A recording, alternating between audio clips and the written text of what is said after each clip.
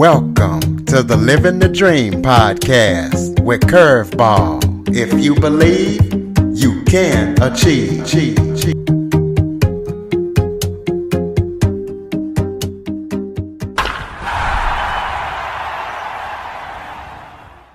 Welcome to the Living the Dream with Curveball podcast, a show where I interview guests that teach, motivate, and inspire. Today, I am joined by Rocky. He is a college student in Seattle. He is an author, and he is the founder of the nonprofit organization UP, which stands for Unlimited Potential. Rocky focuses on exclusivity in sports, regardless of disability. He's been supporting a lot of research on it, so we're going to be talking to him about that. So, Rocky, thank you so much for joining me today. Thank you, Curtis, for having me. I'm actually in high school. Oh, you're in high school? Yet. Okay, because I know I saw something about the east side of Seattle, so maybe you're taking college classes. Yeah, so I go to East Side Preparatory School, private school in Washington here, and I'm 16 years old, and I'm the founder for nonprofit Enable Up, or Enable Unlimited Potential. Perfect. So just keep telling us a little bit about yourself and, about your organization and what it does. Yeah, so I'm really passionate for sports medicine research and really creating STEM awareness within my community in Washington here. And so I play varsity basketball and district level. I'm a district level track and field athlete.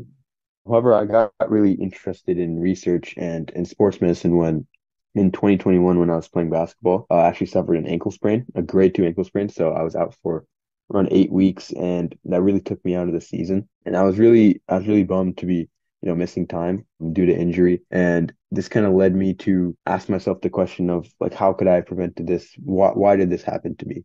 And really, I went through a lot of research in order to, solve this question. Why do ankle injuries happen? How can you prevent them? And I actually published a research paper, which is now in the American Journal of Sports Science, which basically talks about how branched chain amino acid supplementation helps to prevent lateral ligament ankle injuries in basketball players.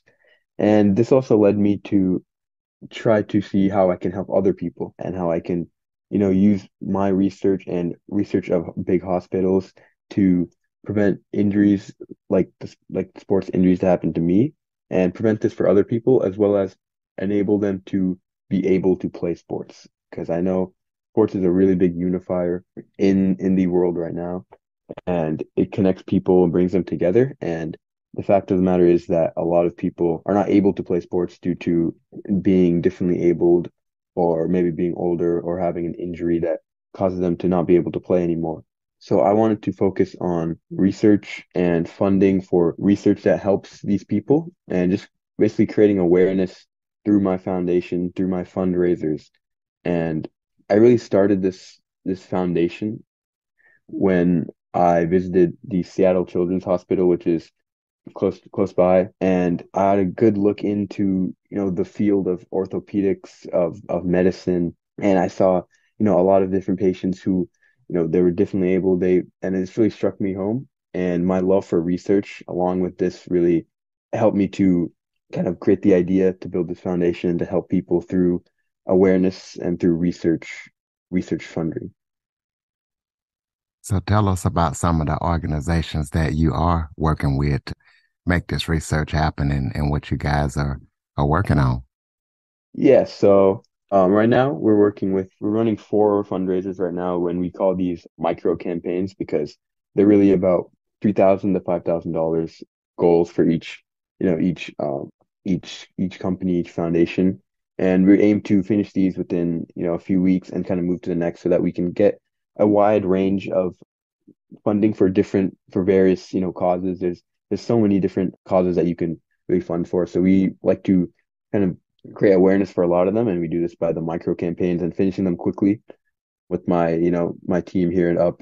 And we work with 4 different foundations right now. We have the Hospital Seattle Children's, so we have orthopedic research there in terms of research for prosthetics and bionics, and helping people who maybe have lost a limb, and funding for creating those prosthetics and bionics that can help them get back to a sport or get back to walking again. And then we work with the Fred Hutchinson Center, and there I work with cancer research and in specific bone sarcoma cancer research, and this is really targeted towards youth as well. And bone sarcoma cancer is very common, so research to find a cure for that. And then I also work with the Sports Institute at UW, University of Washington, and there I'm really focusing on two things. The first is exercise RX, which is basically to combat physical inactivity, which is kind of like a digital health program, which consists of like, a patient app and a prior dashboard, which kind of helps the healthcare, so helps like the sports institute to prescribe physical activity to, those who maybe don't get out as often or aren't as active. And along with that, with the Sports Institute, I'm also helping for mental health research and in sports, so in athletes and youth athletes. And mental health research is really important. Mental health awareness in general is important for, high school athletes because I know how hard it is me playing sports to, manage a lot of different things at once, sports, school, extracurriculars outside. And it's really hard to do that. And it has a big toll on your mental health. So I think raising more awareness on that is really important. So we're also funding research for that. And we have those four going right now. But we're always looking to expand. We're talking with various different colleges and universities and seeing if we can help fund their medicine research programs. Sounds like you got a lot going on at your young age. You guys also Yeah. got two research papers going on. Can you talk about those? Yeah, so I've already published a research to the American Journal of Sports Science, and that was on branched chain amino acids in helping to prevent muscle soreness, which in effect basically prevented lateral ligament ankle injuries. So basically, for the viewers, it's how BCA supplementation, which is a supplementation that you can take, and how that prevented ankle injuries. And we found that was able to prevent ankle injuries, and you can read that paper on the American Journal of Sports Science.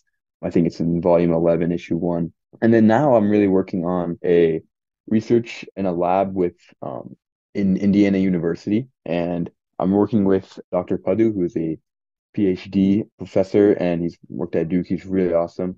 And basically what we are researching there is there's an eye disease called glaucoma. And so I found out about glaucoma through my grandmother actually has it. And basically glaucoma is a disease in your eye that causes you to lose vision over time. So as you get older, and it's called the silent killer of sight, basically because it's unrecognized. You can't really recognize it until it happens. So it's really hard to prevent. However, there is ways to, kind of slow it down. And, obviously we're researching to find any way to prevent it through like biomarkers. And what we're researching is kind of connecting it with exercise science. And we found that aerobic exercise is able to prevent internal eye pressure, which is what causes, the glaucoma. And we're doing studies on that at Indiana University. And I'm really trying to find the answer for how can we, prevent this glaucoma disease because I actually have a high chance of getting it through it being a hereditary disease. So I want to, solve this problem for myself and for everyone around the world. And I'm doing that, trying to bring in sports science into that with studying aerobic research there, aerobic exercise there. Well, actually, just to let you know, I was born blind due to congenital glaucoma. That's hereditary for me too. Yeah. So, I mean, it's really unfortunate that many people, but there's really nothing they can do. It's not like a lifestyle cause. So I'm really trying Absolutely. to, raise awareness for stuff like this because I know a lot of people, kind of just don't. If it's not happening to them, they just don't think about it. So raise Absolutely. awareness and fund research, and I'm doing my own research, so trying as much as I can to help the community. Great. So tell us about the committee that you sit on, the high school sports policy making board. You're really doing a lot with that. Tell us about that and what you're up to on that. Yeah, so I play sports, and I think I'm a big leader on my basketball team. I'm the varsity captain. I've been the varsity captain for 2 years now. And I joined the WIAA board, so the Washington Interscholastic Activities Association, which basically runs the high school sports here in Washington. And I joined the LEAP board, which is like a group of, just 16 student athletes from around Washington. And we basically govern different rules and we basically sit on the board along with the members of the WIA. So we're kind of like the student voice. I act as, you know, a student voice for those here at my school or at different schools and kind of bring voice into this, the board meetings and stuff like that, where they wouldn't be visible, and try to make their ideas visible through that. And mainly what I'm trying to do there is one big issue right now in high school sports is concussions and head injuries. And this is really due to because in high school, it's kind of overlooked, like concussions and safety is kind of overlooked to where, you get a concussion, but you just want to return as fast as you can so you can finish out the season or you can help your team play. However, this is not really beneficial for health and stuff like that. Even though, you really want to play, it's actually more beneficial to take a longer recovery and then you'd have better performance over time and you can even help the team better. So that's something where I'm trying to research different methods for concussion scanning and checking if someone has a concussion through various baseline testing and then stuff like that to really assess if someone's brain function is impaired, and this would be to help screen for concussion. So I wrote a blog article on the WIAA website on that right now, and really just governing health and safety policies on the board is my main role, I think, and getting the vision and the viewpoints the of student athletes around Washington and bringing that into the board with all the members and kind of telling them this is what they feel, this is where they want to maybe like host a state championship game or stuff like that, and kind of bring their voice and ideas to the higher up members where they wouldn't be seen normally. Talk about your book, your upcoming book. I think it's going to be released in April. Tell the listeners what they can expect when they read it and where they'll be able to pick it up at. Yeah, so I mean, my book is really everything that I'm talking about right now is going to be in my book, and I'm trying to, I talked about creating awareness through research and funding research, and I think this book is really one of my biggest, goals so far, in that it's able to what it's going to be about is it's called Overcoming Obstacles, and from elite athletes to everyday people, the unlimited possibilities of modern sports science and research. So it's going to be talking about various different, innovations and research that's been going on in the sports community, in the sports medicine community. And we're going to talk about, just for examples, bionics, prosthetics, exoskeletons, 3D printing, sensory feedback. We're going to talk about maybe some therapies and surgeries such as stem cell therapy and low level laser therapy. And then we're going to talk about, different wearables and then genetic research, stuff like that, neuromuscular training for, elder or senior citizens. And we're going to talk about also like yoga and how to, sustain fitness in elderly. And we're going to talk about some supplements that you can take and nutrition. And this book is really going to be it's really going to be for everyone, I think, in terms of the widespread, I think anyone can pick this book up and find something that they can learn something new. And all the proceeds are going to go to my foundation, to my fundraisers, because along with it, this is basically just awareness, and it's creating, a lot of people don't know about this research. And I think research is one of the biggest things that can help people because there's some issues that can't be cured right now and can be prevented. And through research is the best way to, find out the cures for these. And various hospitals, are working on this, but they maybe don't have the funding and stuff like that.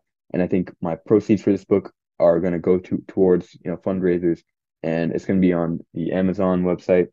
So you can just look up, it's going to be coming out in April. It's going to be just look up Overcoming Obstacles, by me, Rakshith Srinivasan.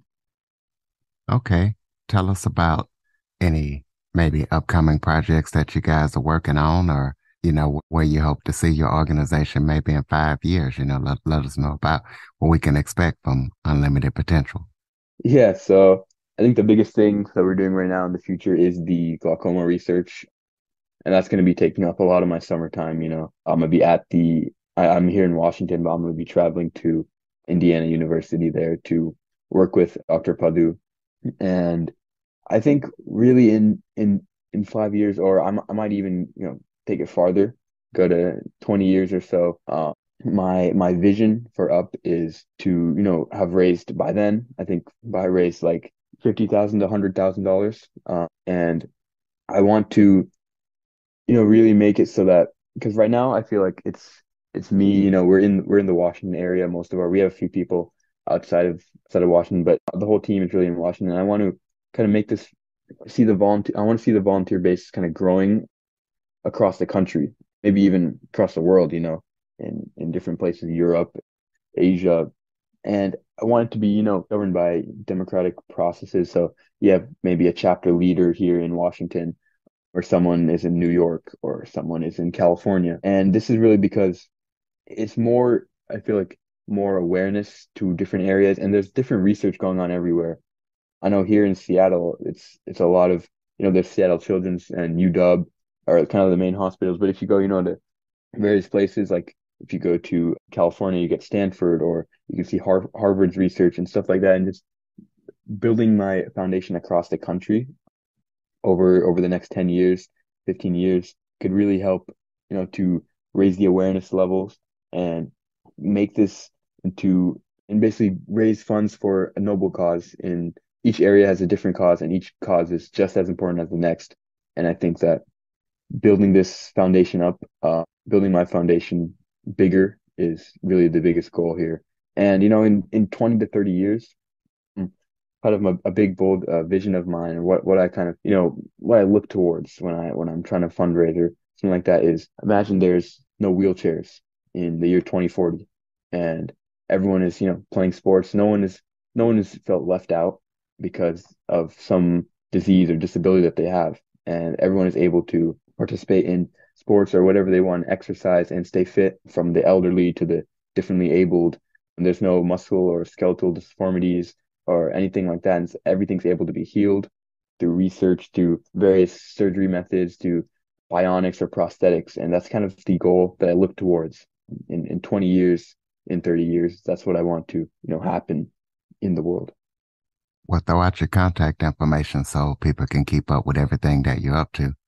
Yeah, so I think the biggest way is through my website, enableup.org, and that's where I'll be having all my fundraising links. You can see more information about me, and you can see some of my advisors and the volunteers that I have there. And if you want, you can email me at rakshith.srinivasan24@gmail.com, rakshith.srinivasan24@gmail.com. Okay, close us out with some final thoughts. Maybe something I forgot to touch on that you would like to talk about. It. Just any final thoughts that you have for the listeners.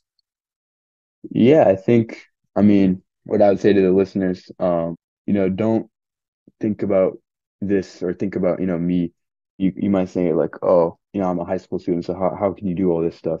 Stuff like that is what I'm guessing, the viewers are thinking. But I think I'm really committed to a goal. And if you're committed to a goal, it really drives you and pushes you forward, through all the hard, like, you're gonna have some hard days, but pushes you through it. And I see a lot of, when I'm fundraising, a lot of people say, no, I don't want to donate. But, what pushes me forward is the people who say, yes, yes, I want to donate, or seeing, the smile on someone's face when they are able to stand up and walk, something like that. As I saw stuff like that, I saw at, Seattle Children's, and it really pushed me. And this goal kind of pushes me forward. And I think it's really, having a noble cause is really makes your life more meaningful, I think. And I think if everyone pitches in and donates, $1 or $2 even, if everyone in the world does it, you could gain millions and billions of dollars. So it just takes everyone doing, their little part in helping this big cause, and it'll adds up to, a solution for disabilities, disformities, and enabling athletic excellence for everyone. Ladies and gentlemen, Rocky. And Rocky, I want to let you know, I got great respect for you. There are a lot of kids doing a lot of things around the world, and you are definitely an inspiration. And I encourage you to keep doing what you're doing. You are making a difference in the world. And as you keep going, you're going to be making a even bigger difference. Ladies and gentlemen, please support Rocky in everything that he's doing in any way you can. If nothing else, follow, rate, review, share this episode to as many people as possible. And if you have any suggestions for guests or subject topics, see Jackson102 at cox.net. Be sure to tell a friend about the show. And as always, thank you for listening. Rocky, thank you for joining me today. Thank you so much, Chris. For more information on the Living the Dream podcast, visit www.djcurveball.com. Until next time, stay focused on living the dream.